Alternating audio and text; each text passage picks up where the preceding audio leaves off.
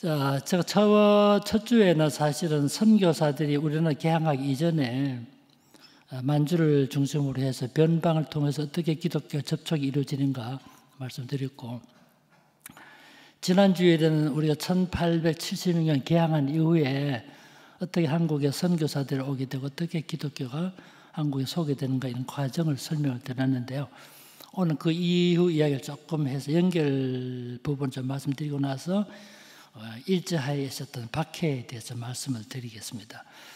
우리 한국의 기독교인들이 크게 두 종류의 박해를 받았는데, 첫 번째는 일제하에서 받았던 박해고, 또 한 가지는 공산주의에 의한 박해였어요. 오늘 시간 안 되기 때문에 공산주의 한국에 얼마나 큰 박해를 했던가 이런 점은 오늘 말씀드릴 시간 없을 것 같은데, 일제하에서 한국이 어떤 박해를 받았던가, 그런 가운데 한국의 성도들이 어떻게 그 박해를 이기고 싸워왔던가 좀 말씀을 드리려고 그래요. 그런데 그것이 1910년 이후니까 그 이전의 역사적 배경을 좀 말씀드리겠는데, 여러분 아시다시피 1876년도 개항한 다음에 우리나라가 최초로 서구 나라 중에 미국과 최초 외교 관계를 수립했어요.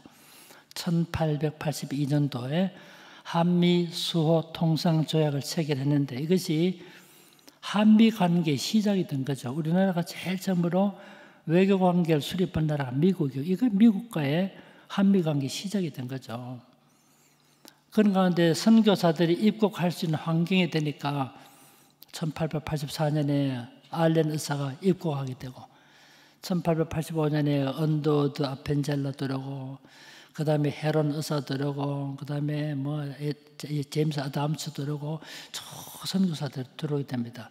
선교사들 숫자가 많아지니까 지난주에 말씀드렸지만 장로교 4개 선교부, 북장로교, 호주 장로교, 남장로교, 캐나다 장로교, 감리교 2개 선교부, 미국 북감리회, 남감리회, 이거만 합쳐도 6개 선교부가 되죠. 6개 선교부가 모여가지고 우리 한 곳에 모여있으면 인적인 재정적 낭비가 심하니까 우리 함께 협의해서 선교직을 서로 나누어서 분담해서 선교하자. 선교지 분담 정책을 수립하고 지역을 서로 나눴죠. 그래서 우리가 살고 있는 부산 경남 지방은 호주 선교부가 관할하게 됐고, 특히 경상남도 동부 지역인 예를 들면 해운대, 기장, 울주, 울산, 양산, 울산 이쪽 지역에는 특히 호주 선교부가 맡았던 지역이었어요. 그런데 이렇게 여러 지역에서 여러 지역을 나눠서 선교하다 보니까 교회가 생겨나게 됐죠. 교회가 생겨나니까 교회를 관리할 필요가 생기잖아요. 그래서 우리나라에 제일 처음으로 1907년에 노회가 만들어집니다. 여러분 아시다시피 교회는 당회가 있고 적어도 3개 이상의 당회가 모이면 노회를 만들 수 있는데, 우리나라 전체 처음으로 노회가 만들어졌을 때가 1907년입니다. 하나뿐인 노회이기 때문에 이걸 동노회라 그럽니다. 동노회.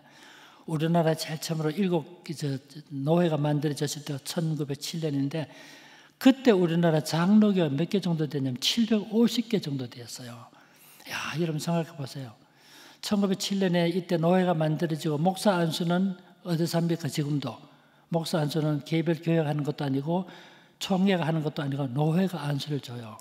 1907년 노회가 만들어졌던 말은 목사를 안수할 수 있는 기구가 만들어진 거죠. 그래서 1907년 9월 달에 우리나라 제일 처음으로 목사 7명을 배출했어요. 우리나라 신학교가 제일 처음에 신학교가요 1901년에 평양에 세워졌는데 그게 평양신학교예요. 원래 공식적인 이름은 조선 야소교 장로회 신학교인데, 그 학교가 평양에 있다 보니까 평양신학교라고 부르게 된 거예요. 1901년에 설립됐어요. 그러다가 1907년에 7명의 졸업생을 배출했어요. 7명의 졸업생을 배출하니까 이제는 목사 안수를 줄 수 있게 되기 때문에 1907년 노회가 만들어지면서 7사람의 목사 안수를 준 거예요. 그러니까 여러분 1907년 당시에 장로교가 750개의 교회가 있는데 처음으로 목사 7명이 배출된 거죠. 선교사까지 다 합쳐봐야 목사 수 너무 적었어. 한번 생각해 보세요. 그 당시에는 목사 정말 귀했습니다. 그런데 750개 교회를 관리를 해도 어떻게 할 수 있을까요? 그래서 한 사람의 목사가 심지어 50개 교회, 40개 교회를 순례하면서 관리를 했던 거예요. 아시겠죠? 그래서 여러분 예수 믿고 나서 보통 얼마 지나면 학습 받을 수 있나요? 보통 6개월이에요. 6개월.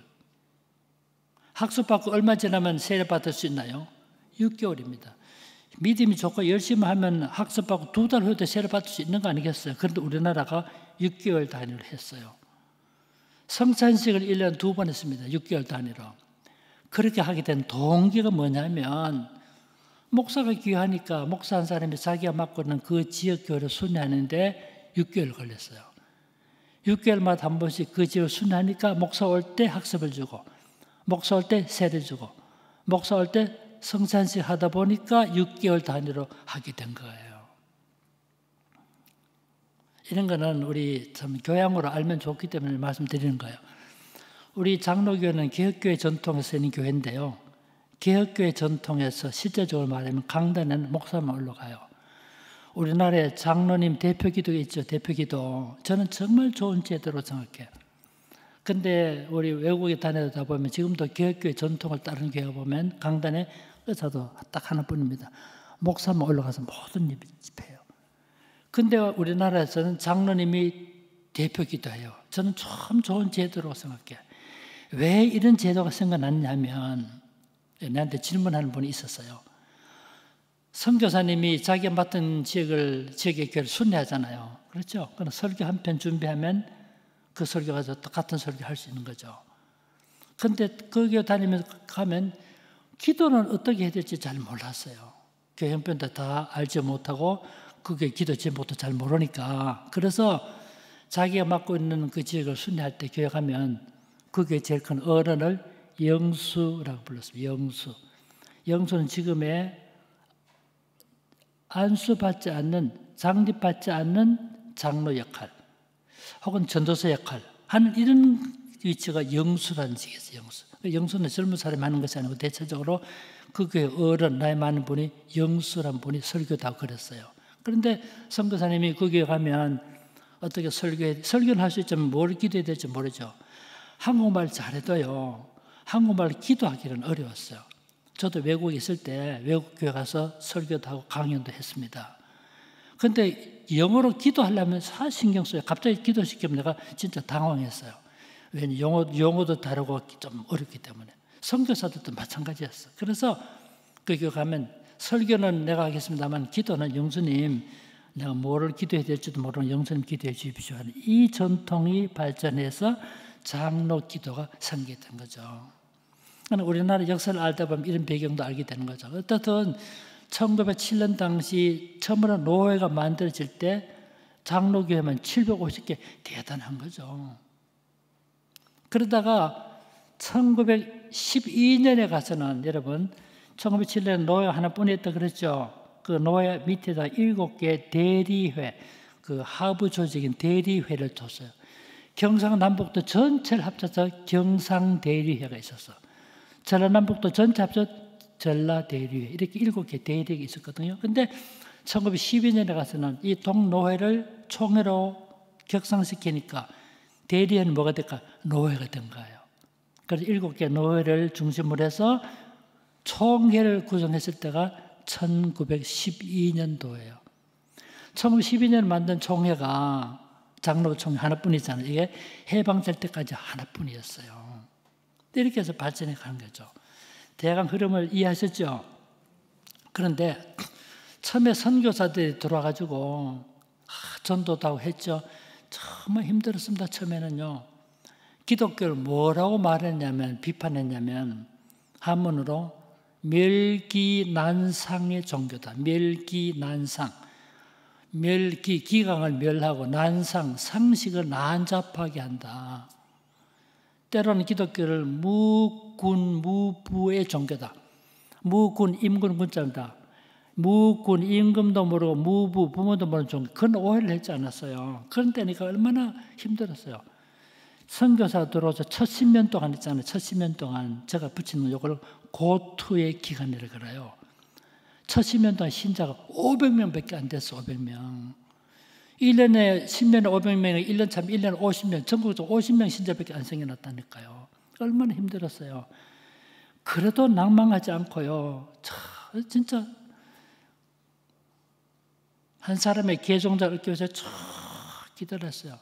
초기 선교사들이 남긴 문헌을 제가 읽고 검토하고 했지 않습니까? 보면 한 사람이 세례 줄 때 진짜 섣불리 세례 주지 않았어요.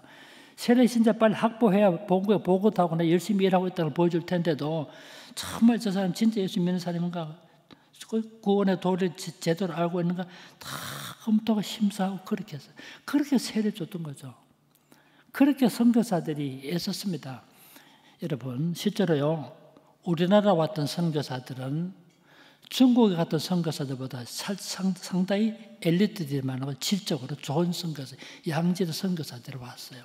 물론 개중에 조금 부족한 선교사 있었지만 정말 대단한 진짜 좋은 선교사들이 많이 왔어요. 그런 분들이 그렇게 열심으로 진짜 복음을 위해서 헌신한 거예요.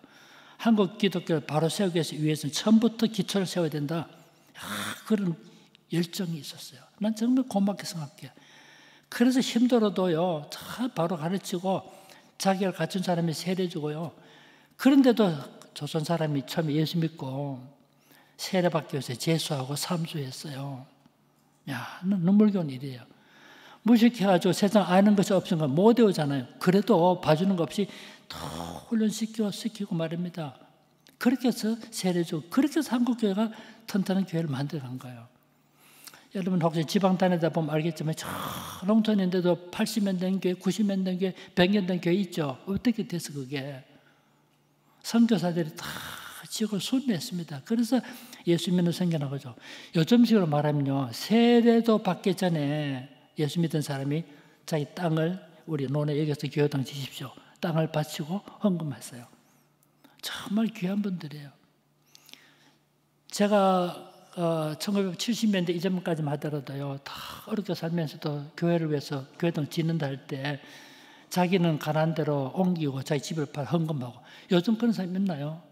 이런 우리들의 헌신과 열정이 오늘의 교회를 만들어 온 거예요.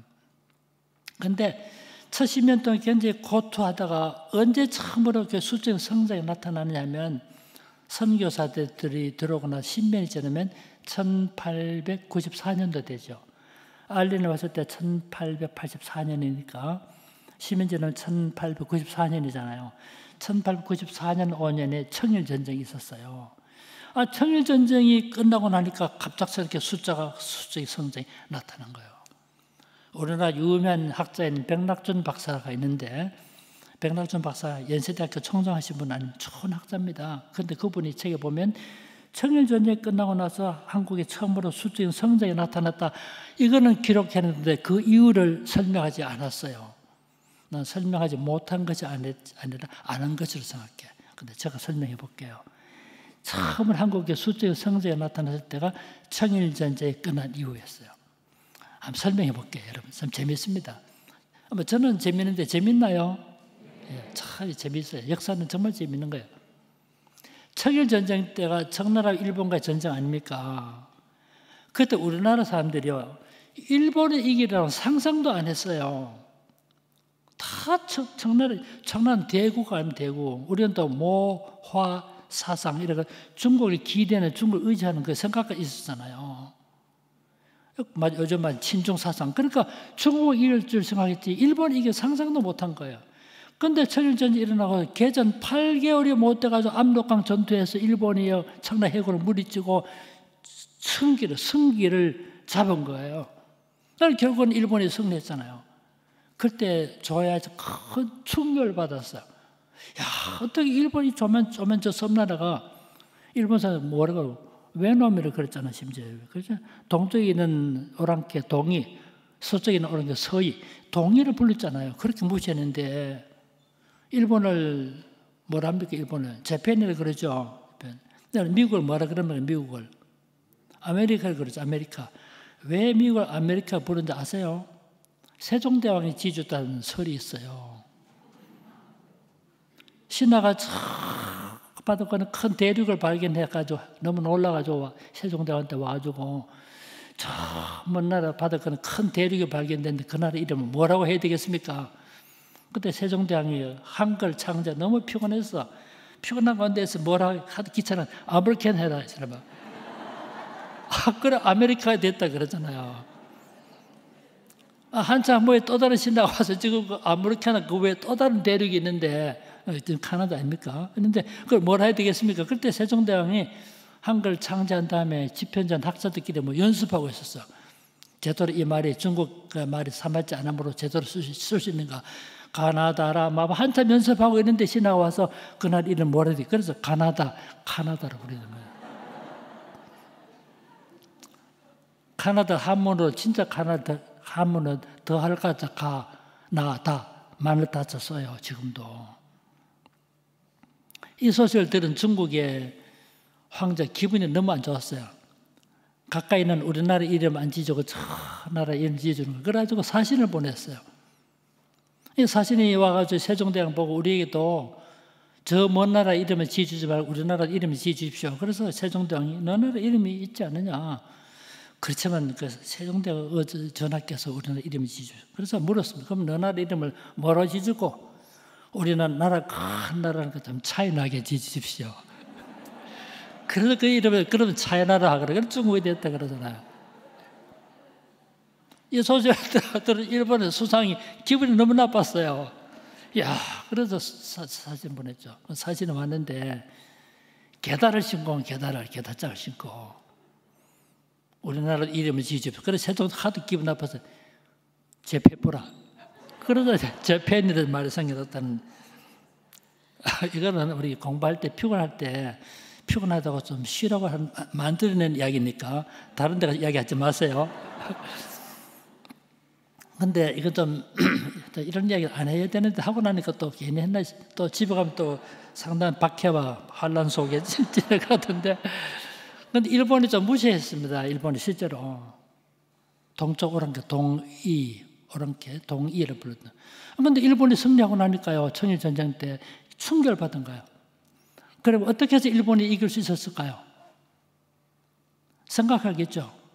야, 어떻게 일본이 대구원 청나라를 물리치고 전쟁에 이길 수 있을까? 깨달은 게 있으면 깨달은 게. 그게 뭐냐? 일본이 빨리 한글 개항을 하고 서양 문화를 받아들이는 거죠. 서양 문화를 받아들이고 서양 기술을 받아들이니까 새로운 무기를 개발하니까 재래식 무기를 쓰는 중국이 이길 수 없었던 거죠. 그걸 깨닫게 되니까 우리가 무슨 생각을 했을까요? 야, 큰일 났다. 우리는 중국, 러시아, 일본 이 강대국 틈바구니 속에서 우리도 살아남으려면 어떻게 될까요? 야, 빨리 우리도 서양 문물 받아들여야 되겠구나 생각하게 된 거죠. 그럼 그때 서양 문화를 받아들이는 통로가 뭘까요? 통로가. 그게 기독교인 거지, 기독교. 그래서 기독교라는 통로를 통해서 서양 문화를 받아들이려고 시대. 이거를 기독교 영입운동이라고 그럽니다. 그래서 여러분 기독교에 관심을 갖게 되고 그래서 우리나라 선각자들이 기독교에 관심을 갖게 된 거예요. 참 재미있는 일인데 우리나라에서 기독교를 받아들이는 두 계층이 소수의 엘리트 계층 선각자들. 뭔가 세상 돌아가는 거 아니까 야, 안 되겠다. 기독교를 통해서 서양 문화를 받아들여 그룹. 또 한 그룹은 하층 그룹들이에요. 하층 그룹들. 여러분 우리 전도에 보면 알죠. 누가 복음을 더 잘 받아들입니까? 대체적으로 공부 많이 하고 재산 많고 부유하게 살고 그런 사람보다는 하층 그룹이 더 잘 받아들여요. 실제로 보면. 우리나라 실제로 그랬잖아요. 그러니까 이 청일전쟁 경험하고 나서 기독교는 관심 일고 야, 세상을 피할 곳이 없다. 기독교라는 그 울타리 속에 보호받기 원했던 그래 기독교를 받아들이게 된 거죠. 그래서 청일전쟁 이후에 우리나라 수적인 성장이 나타난 거 참 재미있는 일이죠. 그때 문헌 보면 정말 재밌습니다.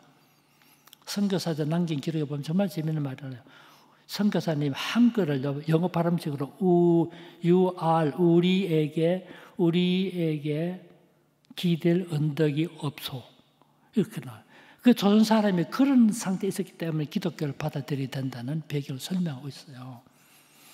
참고로 말씀드리면 일본에서는요. 서양 문화는 받아들이면서 기독교는 배척했어요. 조선에서는 우리나라에서는 서양 문화도 받아들이면서 기독교도 받아들인 거예요.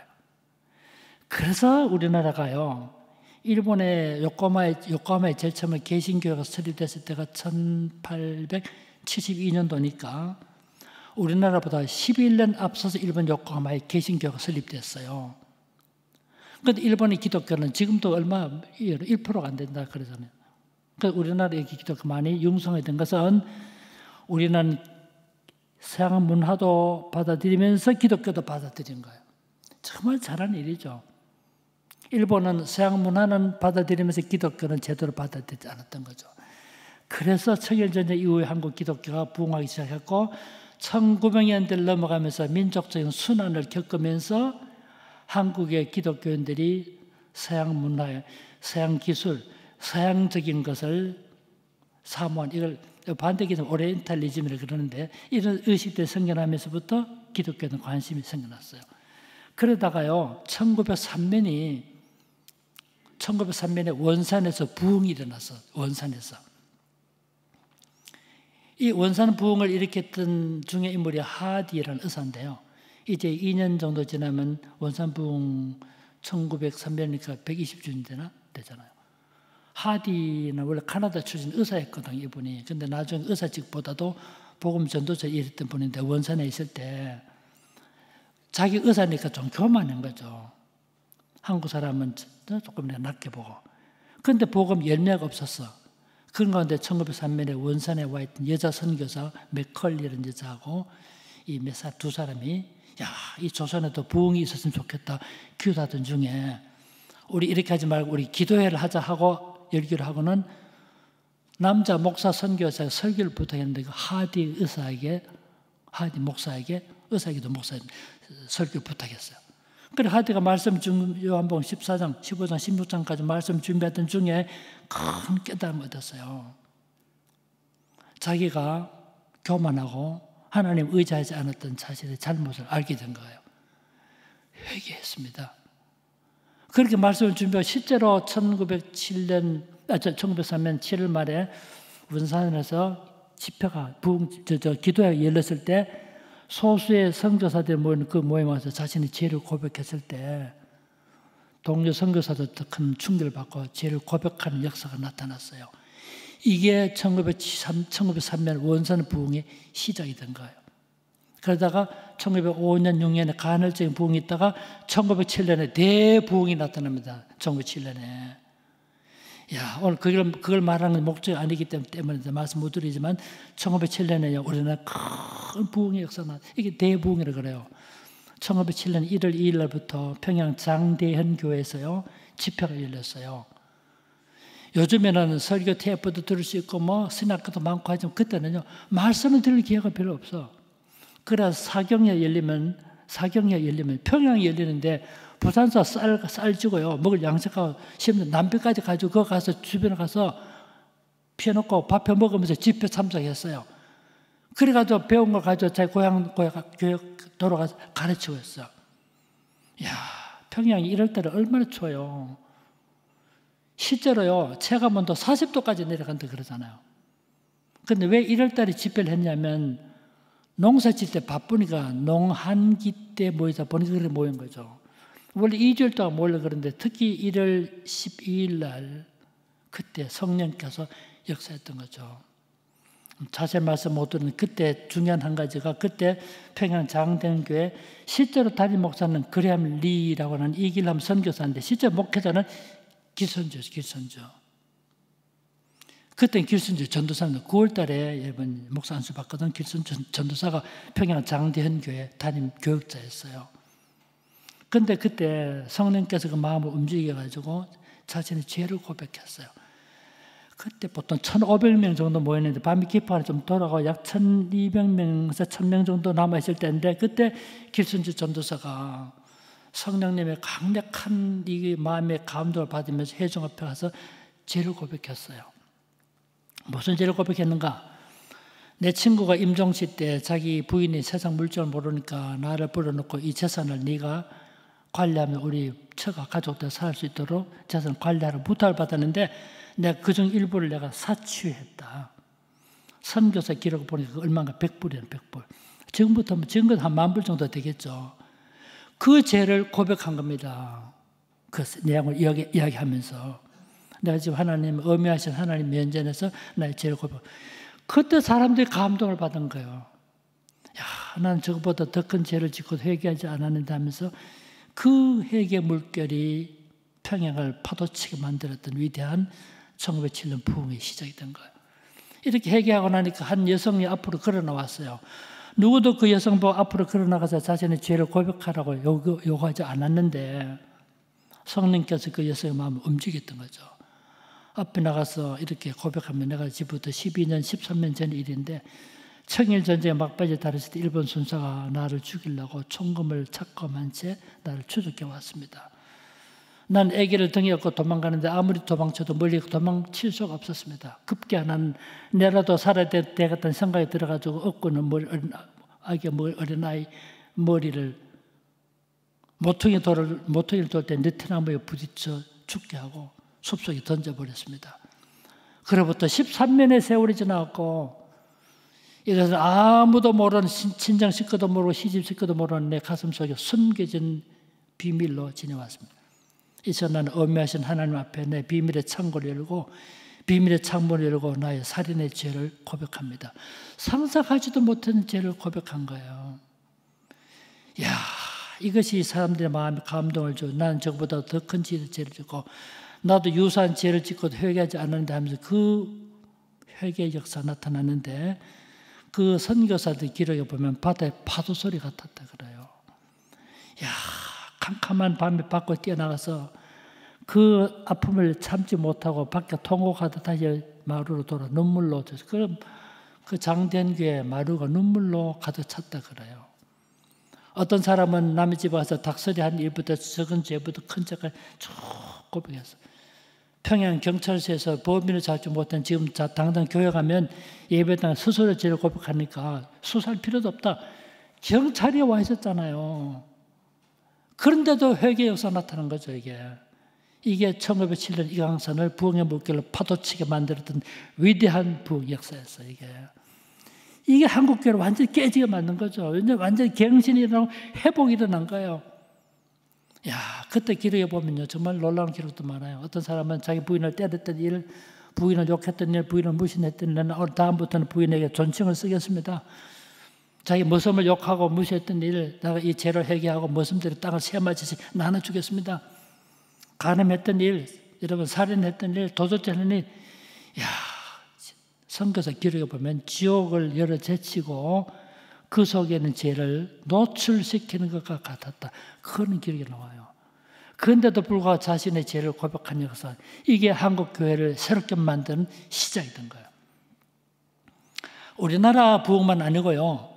저 1859년 제 웨일즈에서 부흥이 있었거든요. 웨일즈에서 부흥이.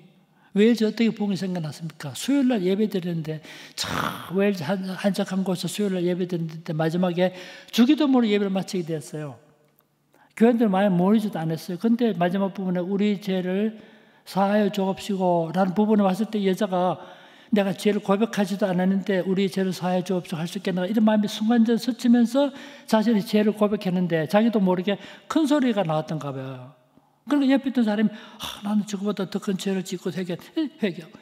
이것이 퍼져나가서 웨일즈를 부흥의 물결로 파도치는 위대한 부흥의 역사 나타난 거죠. 제가 이런 부흥의 역사를 다 종합해 볼 때 첫째, 둘째, 셋, 네 가지 조건, 네 가지 상황이 있을 때 부흥의 역사가 나타나는 거죠.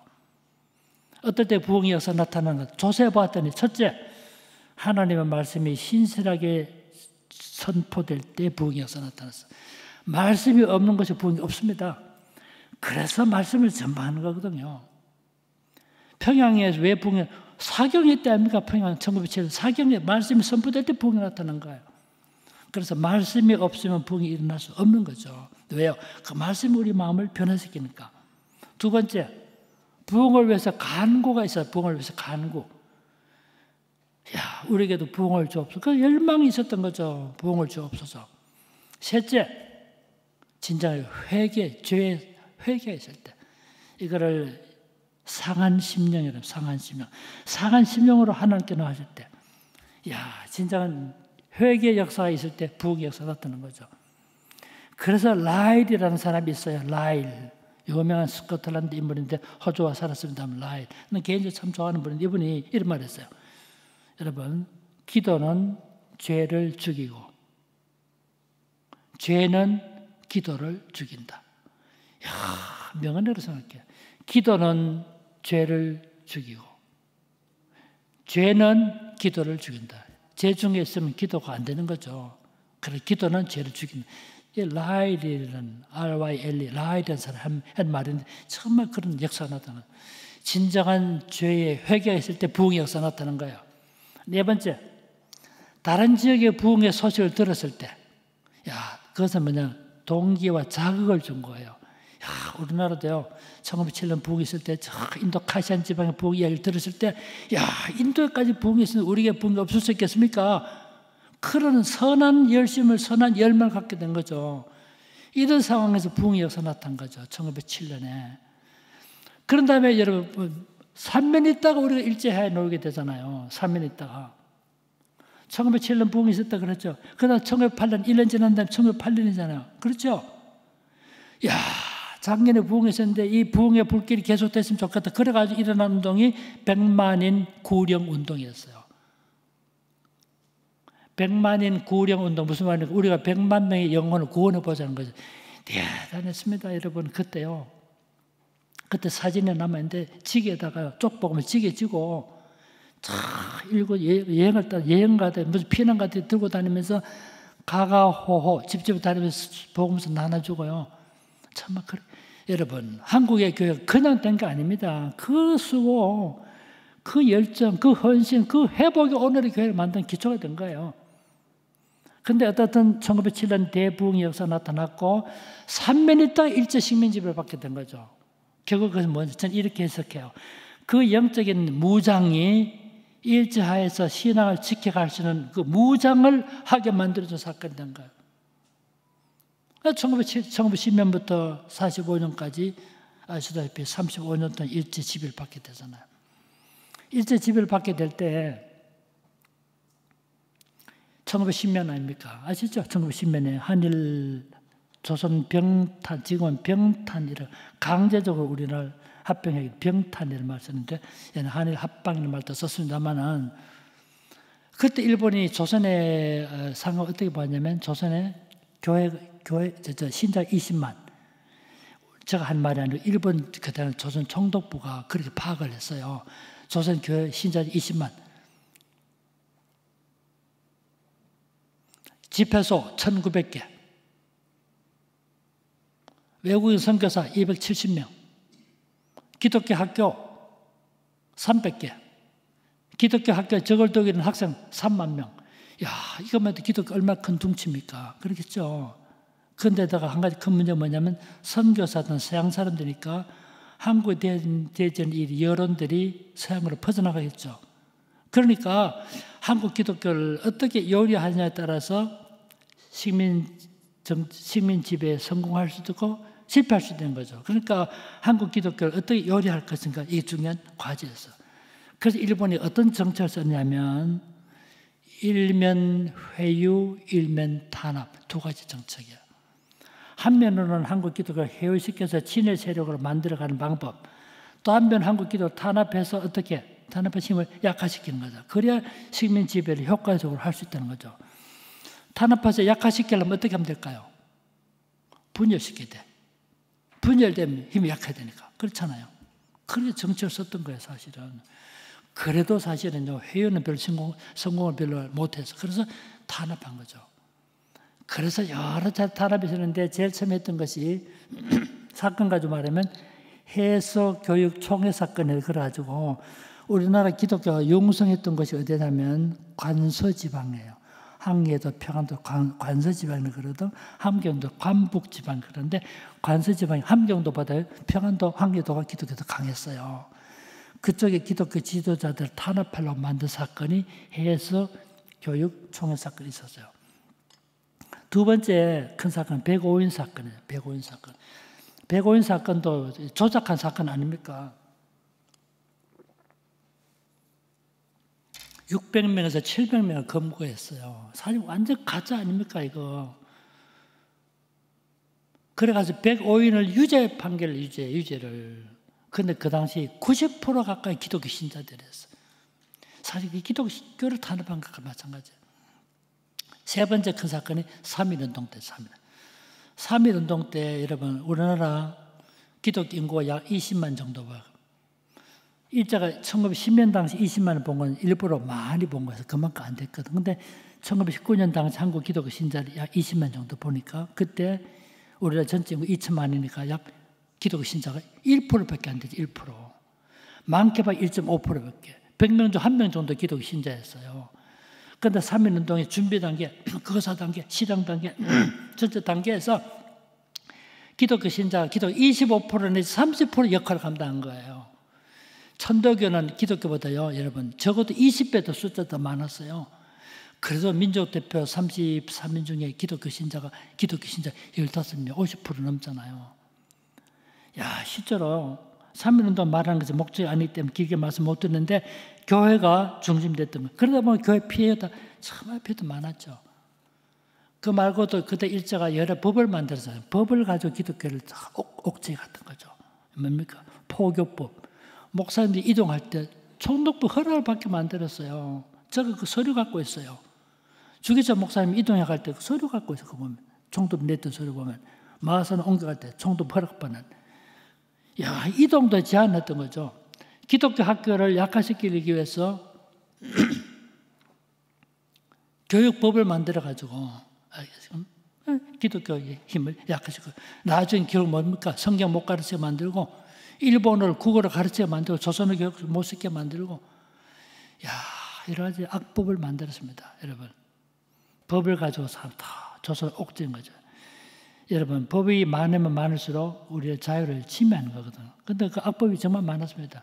뭐 보안법이라든가 뭐 이런 건 일반적 법 말고도 교회를 염두에 두고 말을 싹 요즘 마찬가지 요즘도 보면 평등 말을 얼마나 좋아요. 평등 그게 이래저래 바깥 기독교 복음을 전하는 방해하려고 만들고 있는 거 아닙니까? 그래서 법 이름만 보면 안 돼. 그 법 조항이 어떻게 되는가 그 의도한 것이 뭔가를 볼 수 있을 때 지금 어떻든 이렇게 일제시대 때 이렇게 만들어 그러다가 실제로 한국교회가 받았던 순환 중에 제일 큰 순환이 1920년대 이후에 나타났던 신사참배 강요입니다. 신사참배 강요. 이게 일제가 우리나라 다 들으면서 신사란 것이 뭐냐면 신사는 신도의식을 행하는 종교시설물입니다. 신사는 건물을 보면 돌이랑 입구 쪽에 나무 기둥 두 개씩 봤으면 이게 일본 사람 우리나라는 자기 종교니까 신사가 만들어지잖아요. 그렇죠? 그렇겠죠. 우리나라에서 제일 먼저 신사가 만들어진 곳이 어디냐? 부산이에요. 부산 용두산 공원 아세요? 용두산 부산 탑이 있죠. 그 자리가 용두산 신사가 있던 자리고요. 용두산 신사 우리나라 최초의 신사예요. 그것이 이 관패 신사인데 관패란 말은 정부가 돈을 대는 정부 운영하는 신사. 그게 처음에는 금도비라 신이라는 신을 모신 사당인데 금도비라 신이라는 것이 항해에서 안전을 가져오는 신을 금도비라 신이라고 그랬어요. 그 신을 모신 사당으로 출발한 것이 부산에 있던 용두산 신사였어요.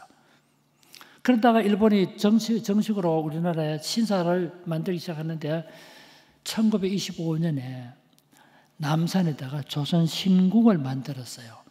자, 이런 얘기 하니까 별로 재미가 없지요. 그렇지만 조금 들어주시면 좀 도움이 될 것 같아요. 1925년 조선 신궁, 신사제도는 격이에서 제일 높은 데가 신궁, 그 다음에 신사, 해사사, 신사, 제사사, 신사, 그 다음에 가미나다 그래서 작은 시설물. 격이에서 다 피라미드 격이, 그 중심이 신궁이에요. 일본의 신사제도 총본산이 이세 신궁이고, 조선의 신사제도 총본산이 조선 신궁인데 1925년에 남산에 건축한 거예요. 남산에. 지금 남산 탑 있는 곳이에요. 그때 언제 1925년에 건축한 거예요. 일단 건축됐어요. 근데 그때가 언제냐면 주기철 목사 평양신학교 졸업하던 해예요. 야, 제가 이렇게 말합니다. 야, 주기철 목사가 신사참배를 위해서 싸웠던 사람인데 신사참배 주기철 먹어서 신학교 졸업하는 그 해에 자기가 향후 투쟁해야 할 영적인 대적이 그 건축물이 나타난 거예요. 그때가 1925년 신궁이 만들어졌을 때 많은 사람이 깨닫지 못했어요. 그런데 소수의 사람이 앞으로 조선의 신사참배를 강요하겠구나 하는 생각을 했던 거예요. 그 중에 한 사람이 주기철 목사예요.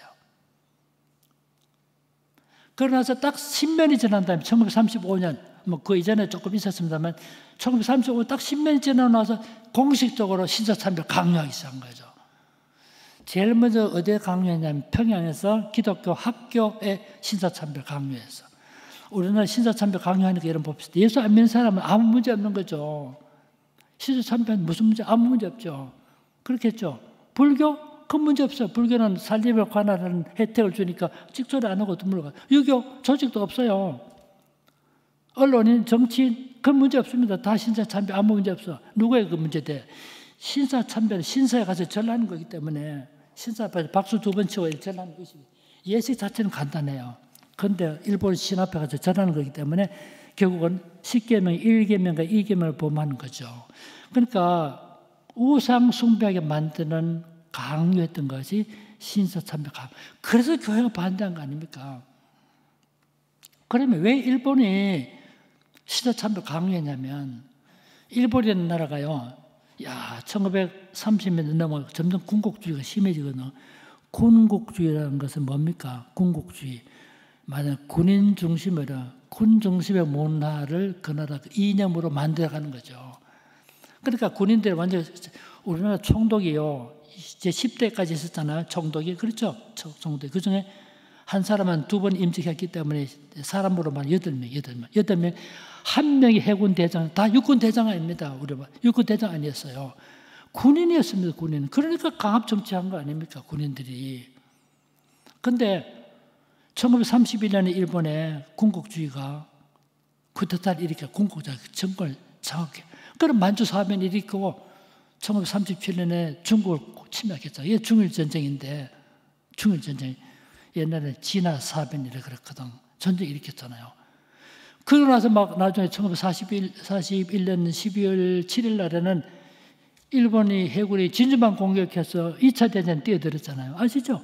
이렇게 완전 동량을 다 잡아먹으려고 이런 평화를 위해 싸야 되는데 이거 평화를 파괴하는 전쟁을 하는데 전쟁에 승리하려면 어떻게 되겠습니까? 국민의 마음이 하나로 합쳐져야 되겠죠. 요즘식으로 말하면 국론이 분열하면 전쟁에 승리할 수 없잖아요. 그러니까 국론 통일하기 위해서 뭐를 가지고 신사의식을 통해서 일본의 종교 신도의식을 통해서 국민 정신을 총동원해보자. 정신적 통일을 기해보자. 그 목적을 가지고 신사참배를 조선 사람에게도 강요한 거예요. 그럼 만일 신사참배를 거절하면 어떻게 됩니까? 학교에서 쫓겨나게 되죠. 아이들은. 쫓겨나면 그냥 쫓겨납니까? 얻어 터지죠. 불려가서 뭐 수치당하죠. 그런 참 말도 못하지만 어떤 예수 믿는 사람은요. 자기 자식 신사참배하기 전에 학교 안 보는 거야. 안 보내는 건 참 좋은 일인데 결과적으로 자식이 어떻게 돼? 못 배우게 되잖아요. 그럼 어떻게 교육을 못 받으니까. 그러니까 진퇴양난에 오게 되죠. 그런데 1937년에 딱 들어가니까 36년이 되니까 교회도 신사참배 강요한 거죠. 이게 한국의 큰 순환입니다. 신사참배 안 하면 고통당하고 잡혀가죠. 잡혀가면 어떻게 됩니까? 고통 감옥에 갇히죠. 안 그래도 밖에 있어도 먹고 살기 어려운데 어른은 감옥에 갇히면 자식도 어떻게 됩니까? 1년에 소금, 고무신 배급 좀 못 받게 되죠. 직장 쫓겨나게 되죠.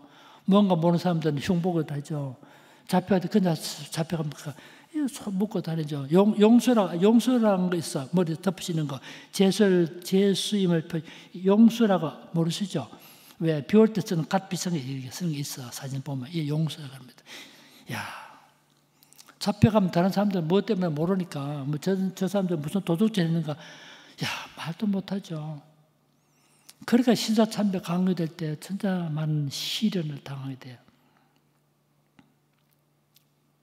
그래서 처음에는 그러다 신사참배 우상숭배니까 다 반대했죠. 그런데 탄압이 심해지죠. 여러분 생각해 보세요. 우리도 마찬가지일 거예요. 다 탄압이 옥죄가면요 견딜 수 없는 거죠. 어떤 분은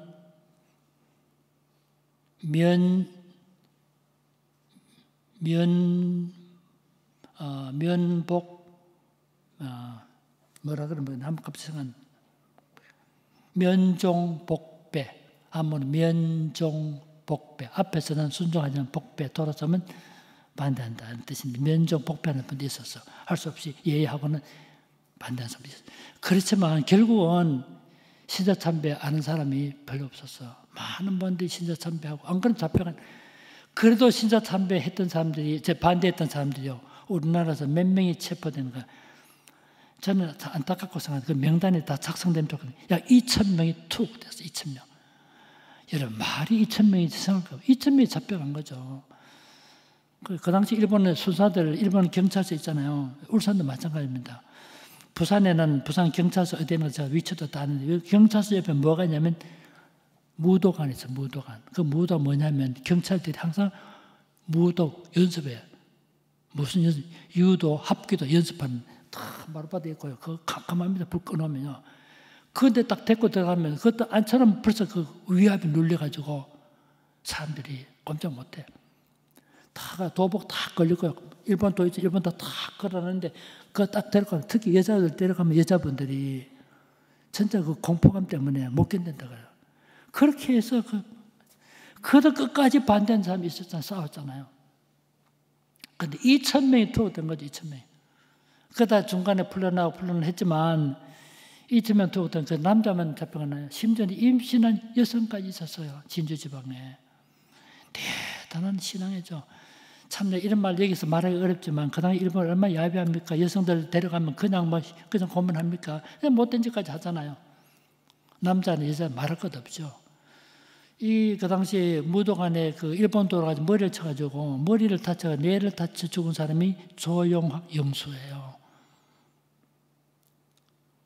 참 말할 수 없는 아픔을 경험한 거죠. 그러면서도 신앙 지키겠다 쌓았던 거죠. 1907년에 부흥을 통해서 영적인 무장을 했던 것이 이런 것들 그나마도 견딜 수 있는 힘이 된 거예요.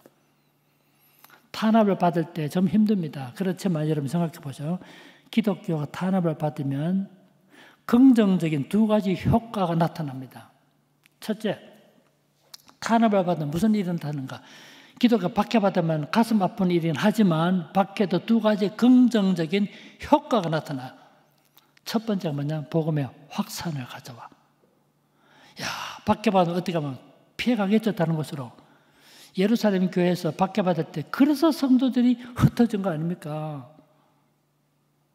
저 강원도 살던 사람들이 충청도 살던 사람 박해받아 강원도 산 쪽 스며든 거예요, 스며들어.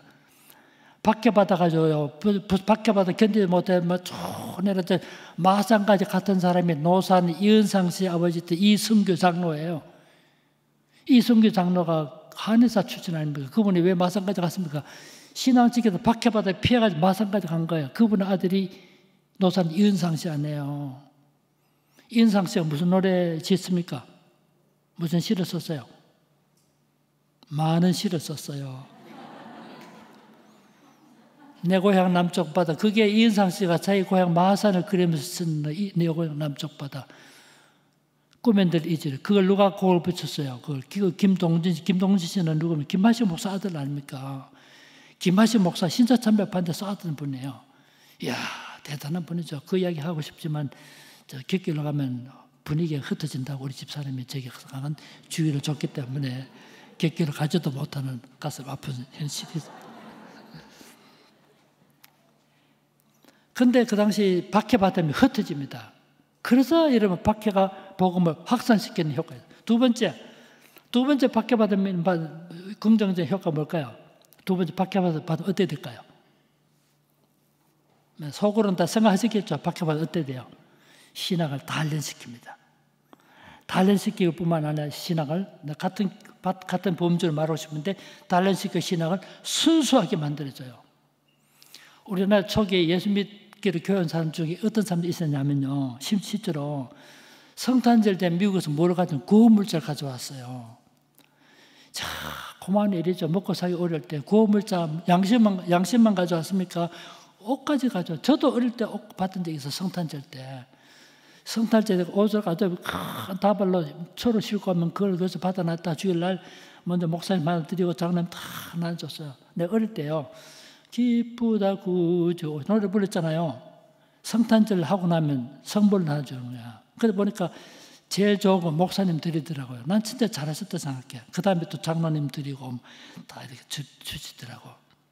근데 보니까 약간 차별이 나더라고.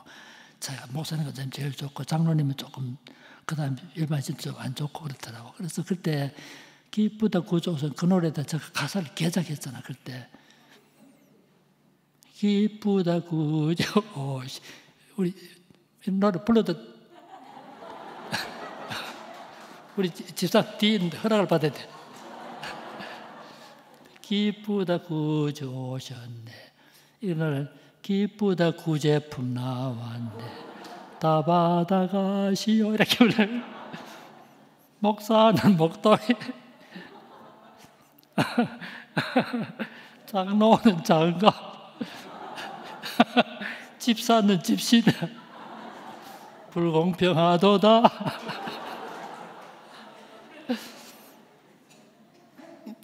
괜히 분위기를 깨버렸네. 그 노래도 부르고 그러는데 한 10월 말쯤 되면 교회 와요. 12월 갑자기 성탄절 오면 속을 욕할까 봐 한 달 전쯤 교회 와요. 그래서 성탄절 딱 받고 나면 교회 안 오는 거죠. 이런 신자들도 있었어요. 실제로 그때 교회 오는 사람들 중에는요. 구호물자 때문에 그런 오는 사람도 있었고 심지어는 신발 훔쳐러 온 사람도 있었어요. 옛날에. 정말 그때 신발도 얼마나 귀했잖아요. 그래서 기도할 때 신발 훔쳐가는 거죠. 그래서 나온 노래가 있잖아요. 예배당에 갔더니 눈 감으라더니 신발 훔쳐가더라. 그런 노래가 있었어요. 누가 재밌게 지는 노래지만 실제로 그런 게 있었어요. 신발 안조 다 떨어진 신발 고무 신고 새 신발 바꿔가는 일들이 있었어요. 심지어는 연애하기 위해서 오는 사람도 있었어요. 실제로. 이게 빈말 아니에요. 뿐만 아니라 어떤 사람이 있었습니까? 독립운동하기 위해서 온 사람이 있었어. 독립운동. 독립운동할 때 자기 신분을 비교적 숨길 수 있는 것이 종교시설이거든요. 그래서 부산에 유명한 그 독립운동 안희재 원래는 대종교거든요. 대종 그분이 부산진교 초롱에 적을 두고 있었어요. 실제로는 기독 신자 아닌데도. 왜요? 그래가 자기 신분을 숨길 수 있거든. 근데 박해가 오면 어떻게 될까요? 박해 오면 신발 훔치러 왔던 사람은 안 오지요. 구호물자 때문에 왔던 사람 안 오지요. 연애하기 위해서는 다 떨어 누구만 남습니까? 정말 주를 위해 살겠다는 사람 남게 돼요. 결국은 이 박해는 시련을 통해서 정말 순수한 신자 복음을 의지하고 믿음으로 살겠다는 남게 되니까 그 교회를 어떻게 만들죠? 단련을 시키고 순수하게 만들죠. 숫자는 작아질 수 있어도 큰 생명력을 지니게 되는 거죠. 그래서 한국 교회가 큰 힘을 지닌 건 이런 박해를 경험했기 때문에 강한 나라된 거예요. 박해 없으면 좋겠다 해주면 그 박해 받으면서 오늘의 교회가 여러분 일제시대 박해, 공산당 박해 얼마나 가슴 아픈 일 많아요. 사람이 희생도 했지만 그 신앙이 오늘까지 지켜오는 거예요. 여러분 그 힘들어도 그게 오늘 내가 사는 길이에요. 저는 진짜 경험하는데 집에 무슨 어려운 일이 있다든가 힘든 일이 있으면 참 기도 제목이 생긴 기도 제목 없으면 나도 모르게 나태해지는 거죠. 기도할 제목이 많다는 것은 일종의 축복일 수 있어. 영적으로 깨어있게 만들기 때문에. 그러니까 어려운 일 있고 힘든 일 있다고 낭만할 필요 없어요. 이런 기회가 하나님과 친밀해지는. 지나고 나면 그게 큰 축복이 되는 거죠. 그런데 일자에서 이런 박해받을 때 정말 힘들었습니다. 자식들 쫓겨나고 안 그래도 먹을 것도 없는데 배고 못 받고요. 천대받고 직장 없으면 어떻게 살아갑니까 그때. 2,000명이 투옥된 가운데 몇 명이 감옥에서 죽었는가. 제가 명단 다 작성해 봤는데 48명, 약 50명이 죽었어. 50명이. 보통 조심하고 어떻게 감옥에 그 당시 일제시대 감옥이 어떻으면 일제시대 감옥이 말도 못하죠. 그 추운 겨울에 여러분 난방장치 하나 있습니까? 여름에 빈대 벼룩이 말도 못하죠. 물은 제대로 있습니까? 제대로 먹지 못하죠. 굶주리죠. 말도 못합니다. 그것도 고통은. 그런데 감옥 속에 있으면서 건강을 잃어가지고 죽은 거예요. 감옥에서 석방됐다가 일주일 만에 죽거든. 그래서 50명 가까이 목숨을 잃은 거죠. 그 중에 대표적인 인물이 누굽니까? 주기철 목사님 같은 분이죠. 손양원 목사님은 감옥에서 죽지 않고 살아나왔어요. 한상돈 목사, 주남선 목사, 조수옥 권사, 최덕지 전도사 이러면 살아남았습니다. 그런데 감옥에서 50명이 죽은 거죠. 그분들 한 분 한 분 다 소개하려면 너무 시간이 많이 가기 때문에 말씀 못 드렸는데, 그런데 1945 해방됐잖아요. 해방되고 나서 마지막까지 감옥에 몇 명 남았냐? 마지막까지 남아있던 사람이요, 평양 감옥에서 20명, 대구 형무소 3명, 3명 다 여자예요. 부산 감옥에서 몇 명? 2명 다 여자입니다. 충주 보호감옥에서 3명, 그 사람이 손양원 전도사였어요. 평양에서 마지막에 20명이 나오는데, 그때가 1945년 8월 17일 날 밤에, 지난주에 말씀드렸죠? 밤에 저는 말씀드렸죠? 해방이 8월 15일 날 왔는데, 8월 15일 해방하는데, 아직까지 일본이 경찰권을 행사하고 있었기 때문에 금방 저 이전이 안 되니까, 낮에 풀어주면 신자들 와서 큰 군중 시위가 나타날까 봐 일부러 하자, 밤에도 나온 거예요. 평양 감옥에 밤에 나오는데 여러분 택시도 없잖아요. 몸만 가누리 없죠. 그래서 심지어 니아까를 타고 집에 가기도 됐잖아요. 그렇게. 그런 분들이 나와가지고 1945년 8월 때 나와가지고 평양 감옥에서요 20명이 나왔는데, 그중에 12명이 찍은 사진이 지금도 유명한 추록성도 사진이 남아있어요. 그러니까 사진이 몇 명, 12명 뿐이기 때문에 사람들이 12명만 감옥에 나온 줄 알아요. 아닙니다. 사진 다 안 찍었어요. 일본은 왜 안 찍어? 나는 내가 뭐 주를 위해 살다 고통 다 했는데 나 그런 흔적을 남기기 싫다. 그런 사람도 있었어요. 그래서 사진 찍은 사람 12명 딱 찾아요. 그 사진 여러분 아시죠? 유명한 사진인데, 제가 사진 가져가서 보여드릴 생각도 했는데 할 이야기 많은데, 그래서 못 준비를 안 했는데 다음에 혹시 뭐 필요하면 할 수 있습니다만, 그래 나온 거예요. 여러분 교회에서 기념사진 찍을 때 빠지지 말고 찍으세요. 그게 세월 지나면 그게 역사의 흔적이 됩니다. 그 시대 내가 거기에서 정말 그래요. 사진 한 장이 역사 해명하는 자료가 되는 거죠. 오늘 시간이 많이 갔기 때문에 좀 더 하고 싶지만 내가 욕심이 냈었고, 주기철 목사 이야기만 조금 더 할게요. 그런 가운데 시련을 거쳐서, 한국교회는요 시련을 거쳐서 견고한 기초를 말하는 교회예요. 여러분들에게 이와 같은 그런 시련은 아닐지라도 때로는 병마 때문에 시련당하고 가정적 어려움 때문에 시련당할 수 있고, 이게 뒤돌아보면 내 신앙을 다 견고하게 쌓아가는 기초가 되는 거예요. 어려울 때일수록 주님을 의지하게 만들어요. 그게 우리가 영적으로 새롭게 거듭나고 회복하는 기회가 될 수 있는 거예요. 그게. 주기철 목사님이 어디 살았냐면요, 주기철 목사님이, 제가 주 목사님 말씀드리고 싶은 것은, 주기철 목사님 우리나라 대표적인 순교자라면 알고 있는데, 주기철 목사님 순교자 정도가 아니에요. 저는 주기철 목사님 논문도 몇 편 쓰고 또 그 주기철 기준사업회도 관계했기 때문에 제가 정말 면밀히 문서를 검토를 했는데, 주기철 목사 그 당시 엘리트 목사예요. 웅천에 있는 보통학교, 요즘 말하면 초등학교에서 6년 동안 공부했어요. 7년 동안 공부했어요. 그 다음에 주기철 목사가 정조 오선학교 갔어요. 정조 오선학교가 조만식 선생님 만든 민족학교 아닙니까? 거기서 공부한 거예요. 거기서 공부한데 졸업하는데 어디로 갔습니까? 어디로? 연희 전문학교 상과에 입학했어요. 연희 전문학교 1915년 설립되는데 주기철 목사 16년에 입학했어요. 연희 전문학교 지금 연세대학교 아니에요. 연세대학교 초기. 그때 무슨 상과에 입학했어요. 근데 한 학기밖에 공부 못했어요. 눈에 드라코마, 눈병이 생긴 거예요. 그러니까 칠판이 막 아롱아롱 잘 안 보여. 그래가지고 그 중단하게 된 거죠. 만일 중단 안 하고 연희 전문학교 상과를 나왔으면 주기철 이분이 뭐가 됐을까요? 아마도 잘 됐으면 은행 지점장 정도 하실 것 같아. 근데 하고 집에 돌아온 거죠. 집에 돌아온 걸 아버지가 주현성 집사인데 나중에 장로가 됐어요.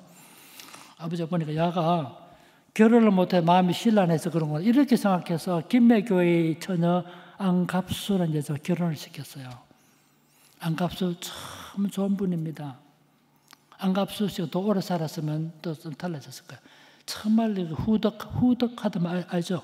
후덕하면서도 이 통도 넓으시고 부자였습니다. 김해 평양에 농장을 가졌던 그 안갑수와 결혼했어요. 그런데 결혼해가지고 살게 됐죠. 그래가지고 마산 문창교에서 부흥집회가 열렸는데 김익두 목사가 와서 부흥집회할 때 그때 집에 와 있던 주기철 청년이 집회 참석했다가 은혜를 받고 목사가 되기로 결정하고 평양신학교에 입학을 하게 된 거죠. 그래 평양 가서 신학교 졸업하고 공부하고 1925년 졸업할 때 남산에 조선 신국이 만들어진 거 아닙니까? 야, 그때 주기철 목사 사진 보시면 아시겠지만 사진에 웃는 사진 하나도 없어요. 그 시대는 사진 찍을 때도 정자 다 찍었잖아요. 그렇지만 주 목사님 양복 입은 사진 거의 없어요. 다 한복 두루마리 다 이건 진짜 분위기가 아주 엄숙해요. 이 어른이. 주기철 목사 영화 보셨죠? 영화 보셨나요? 다큐멘터리 영화마다 거의 다 제가 출연합니다만은 저 멘트는 나오거든요. 근데 그 감독 내가 그랬어. 그 영화 보면 주기철 목사가 막 목소리가 카랑카랑 목소리 막 설교하고 하는데 그건 아닙니다. 주 목사는 그런 설교 안 했어요. 주 목사님은 설교 부드럽게 하면서 강했지 목소리가 막 이렇게 하지 않았거든 사실은. 근데 그 어른이 정말 대단한 분이야. 그러니까 그 당시에 보통 목사들이요 농촌에서 성경학교 하다가 평양신학교 가고 그랬어요. 초등학교 졸업하고 평양신학교 가고. 그때 주기철 목사님은 초등학교 졸업했죠. 정조 오산학교 졸업했죠. 연희 전문학교 상가 졸업했죠. 1년 공부. 그렇게 평양신학교 간 거예요. 그 당시 엘리트 목사였어요.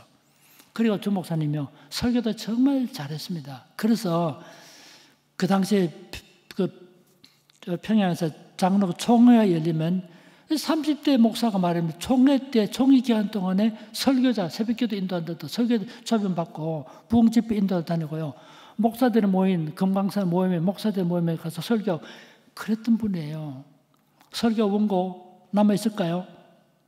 참 안타깝게도 일제에 끌려다니고 한다 이건 흔적될까 불태워 가지고요. 주기철 목사님 설교 34편 남아 있어요. 34편 남아 직접 쓴 거는 별로 없고요. 다른 사람이 목사님 설교 듣고 받아 적은 거. 목사님 설교 듣고 기억했다가 그 기억을 되살려서 만든 설교. 이렇게 34편, 그렇게 합쳐 34편밖에 안 돼요. 제가 연구를 좀 많이 해봤는데, 그래도 주목사 설교 보면요, 이야, 대단한 설교. 제가 지금 주목사 설교집을 새롭게 편집하고 있거든요. 와, 원래 했던 설교 그대로 밝혀내고 하는데, 일제 시대에 무슨 설교는 평화를 설교했어요. 일본 군국주의가 나타날 때. 설교는 한 그 시대적 상황의 빛으로 읽어야 되는데, 그때 평화 말 자체 입에도 못 댈 때입니다. 그때 평화를 설교했어요. 이야, 대단하구나. 그렇게 생각해요. 근데 평양신학을 졸업하자마자 부산 초랑교회 부임했어요. 25년 졸업했기 때문에 25년 말에 목사 안수 받고 1926년부터 26년, 27년, 28년, 29년, 30년, 31년까지 5년 정도 부산 초랑교회 목사에 있다가 그 다음에 어디로 갑니까? 마산 문창교회를 간 거예요. 마산 문창교회 가서 31년, 32년, 33년, 34년, 35년, 36년까지 6년 있었어. 문창교회 있을 때 안갑수 여사가 33살의 나이로 부인이 세상 떠났어요. 갑작스럽게. 참 귀한 분이었어. 그때 아기가 내신에 있는데 여러분 그때 안갑수 여사가 세상 떠날 때 자기가 평소에 친구에게 했던 오정모 친구에게 네가 내 대신 네가 목사님 좀 보살펴주면 좋겠다. 그렇게 해서 오정모 여사가 처녀인데 애기가 내신에 있는 그 집에 부인으로 가게 된 거 아니에요. 그때 어려운 일 많았어요. 그때 주기철 목사님이 문창교에 있을 때 문창교 힘들었어요. 그 마산 가면요, 그 십자산이라고 있습니다. 혹시 아시나요? 주기철 목사님이 목회할 때 가서 기도했던 산이 있어요. 이 얘기 들으셨나요? 산에 가면서 돌이 큽니다. 큰 바위. 가는데 나도 거기에 가봤죠. 바위가 십자가로 금이 가 있어요. 십자가로. 주 목사님이 기도했던 바위이기 때문에 그렇게 됐다. 근데 그날 여기 확실히 말할 수 없지만 돌이 큰 바위가 십자가 그걸 쫙 가 있더라니까. 그 주 목사님 그 바위에서 기도했던 분이죠. 그 기도하다 언제쯤 내려오는가 보면 교회 좀 어려운 일이 있구나. 어려운 일이 있으면 또 기도하는 시간이 길고 그랬다 그래요. 신자들이 주 목사님 기도하던 산에 가서 빨간 페인트를 가지고 막 십자가 갈라진 바에 칠을 해놨더라고. 마산시청에서 자연물 훼손이라 가서 또 지운다고 흰 페인트를 위에다 또 칠해놨더라고. 마산 장교에 계시다가 그때 어디로 갔냐면 평양 산정현 교회로 갔어요. 평양 산정교회에서 담임 목사 공석이 되니까 산정교회에서 누구를 모실까 곳마다 지금 일본이 군국주의가 심해져서 신사참배를 강요하게 돼서 이걸 누가 막아내겠는가? 이 신사참배 그것에 폭락을 막아낼 사람은 이 조선 천재 주기철 목사뿐. 그래서 주기철 목사 모셔가는 거예요. 그때 평양 산정현 교회가요. 교세는 평양 장전교회보다 못했지만 대단한 교회입니다. 그게 장로님이요. 조만식 장로, 유기준 장로, 대단한 장로 아닙니까, 그 당시에. 조만식 장로님이 평양, 정조 오산학교 교장 때 주기천 학생 아니었어요. 근데 예우해 준다고 조만식 장로님이 자기 제자 목사를 모시러 평양에서 마산까지 내려갔어요. 그 지금은 별까지, 그때는 진짜 하루 종일. 그래가서 제 제자 목사님, 주기천 목사님 모시고 가게 된 거죠. 주 목사님 모신 것은 단지 평양 산정현 교회만을 위한 것이 아니고 이 조선으로 스며드는 신사참배 거센 폭락을 막아낼 수 있는 분은 주기천 목사분이 모셔간 거죠. 그런데 이 주기천 목사님 평양 산정교회 가서 제일 먼저 한 일이 뭐냐면 교회당을 신축했습니다. 야, 이상하다. 주 목사님 뭐 하려고 교회당부터 신청했는가? 왜 그러냐면요.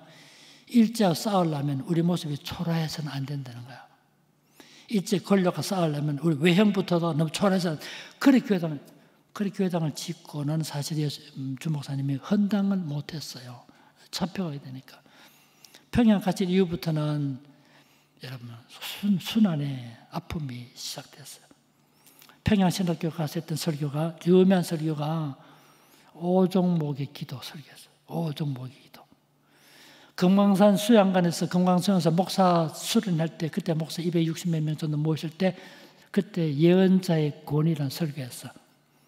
일개 목사라는 사람이 일개 순사 앞에서 쩔쩔맬 수 있느냐 설교했을 때 그때 중단! 일본 순사가 중단시켰어요. 설교 못했잖아. 그 일 때문에 주기천 목사는 결국 미움을 받고 결국은 이편에 저편이 돼가지고 여러분 저는 4차례 계속 돼 있잖아요. 4차례 투옥. 첫 번째 투옥됐다. 첫 번째, 두 번째 투옥. 4차례, 1차, 2차, 3차, 4차례 투옥돼 있었어요. 힘들었어요. 말도 못하죠.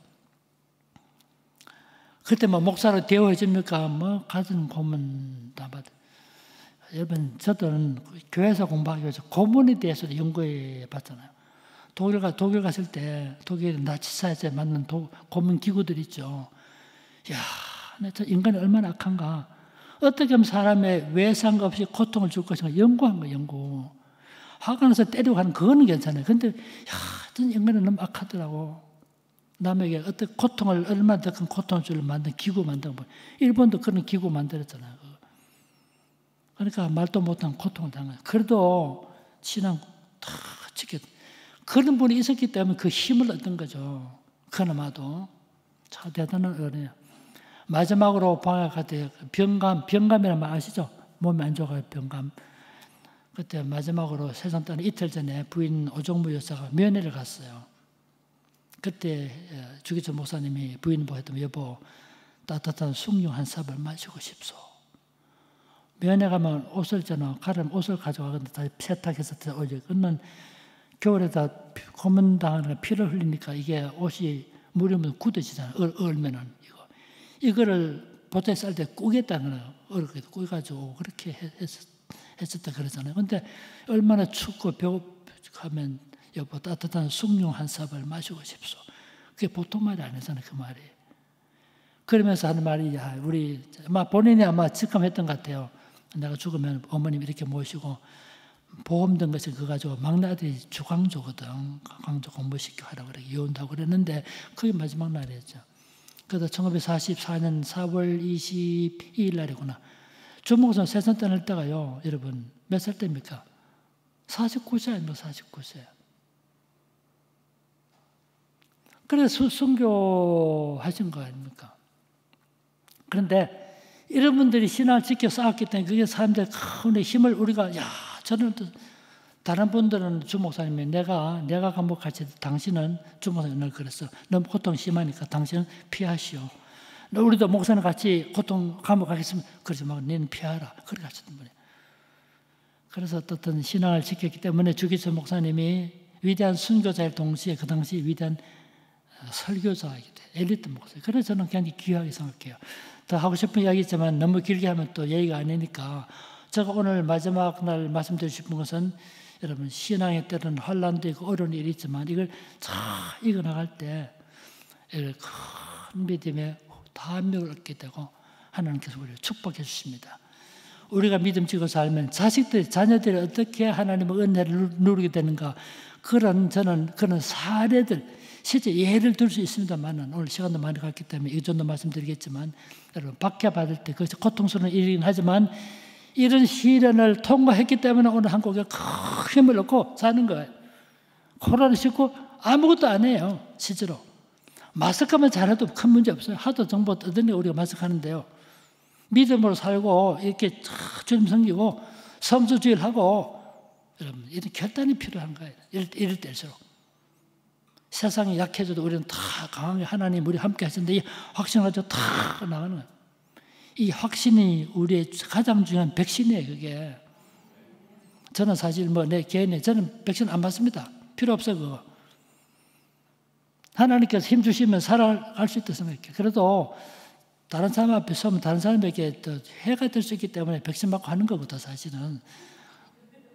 저는 자주 안 사니까 그거는 개인 이야기는 꼭 따를 필요 없습니다. 여러분 제가 하고 싶은 말은 너무 겁내지 말고 확신을 가지고 신앙생활 하시면 돼요. 진짜 뒤돌아보면 이런 우리 선조들의 헌신과 희생이 있었기 때문에 오늘 교회가 든든한 반석 위에 섰고 제일 중요한 거는 우리가 후대 사람들에게 무언가 남겨줘야 됩니다. 선대가 우리에게 남겨주신 그 열매를 우리가 누리고 있다면 우리 후대에게 오늘의 수고를 동안 땀을 흘려서 후대들에게 열매를 맺게 해줘야 된다. 변함없이 주님을 섬기시고 우리 울산교회가 지금까지 얼마나 좋은 교회로 칭송을 받아왔잖아요. 앞으로 변함없이 다 영적인 모범이 되는 교회로 우뚝 서는 교회가 되기를 주님의 이름으로 축원합니다.